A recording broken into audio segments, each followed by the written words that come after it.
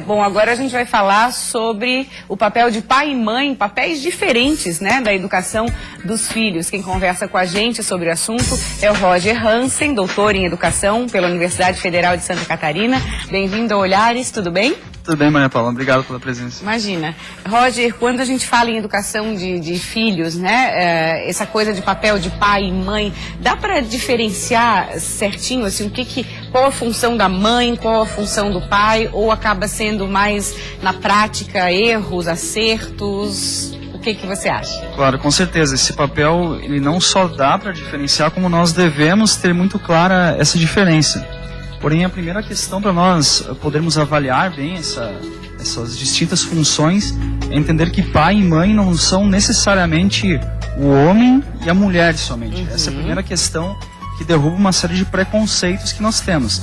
Então, nós estamos falando, em primeiro lugar, de duas funções que são extremamente necessárias na formação do ser humano, dois papéis importantes, duas referências distintas e essenciais, e que devem se equilibrar. Então essas diferenças devem existir e, portanto, nós devemos aprender que, em relação à mãe, pode ser que o mais necessário, o mais adequado, seja que a mulher, aquela que deu à luz essa criança, ocupe esse papel. Mas nem sempre isso é possível. Nós temos casos de crianças que perderam a mãe, ou de crianças adotivas, mas o grande fato é que alguém terá que ocupar esse papel.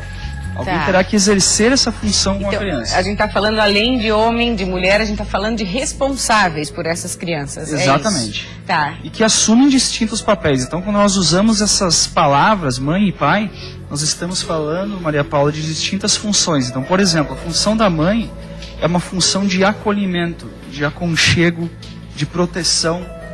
É aquela situação que evita que a criança se machuque, é a situação que afaga a criança após uma situação complicada, um pequeno acidente.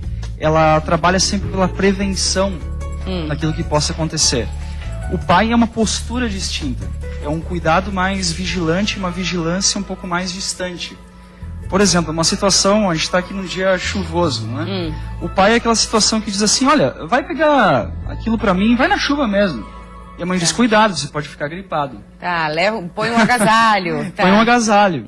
Então, esses dois papéis, eles são muito importantes. E o que acaba acontecendo é que quando os pais não conhecem que esses papéis funcionam dessa maneira, eles acabam gerando contradições. E isso acaba sendo muito prejudicial para as crianças. Então é fundamental que o casal ou esses responsáveis conversem entre si para delimitar isso, né? O que acontece muitas vezes, Roger, é uma coisa para a mãe, no caso. Aí a mãe diz, fala com teu pai, e vice-versa, né? Fica uma coisa de empurra. Isso acaba confundindo um pouco essa questão dos papéis, né? Exatamente. E essa confusão é o pior que pode acontecer. Então, os pais devem saber que quando nós falamos em um equilíbrio, em harmonia de pai e mãe, nem sempre nós estamos falando de opiniões que são as mesmas.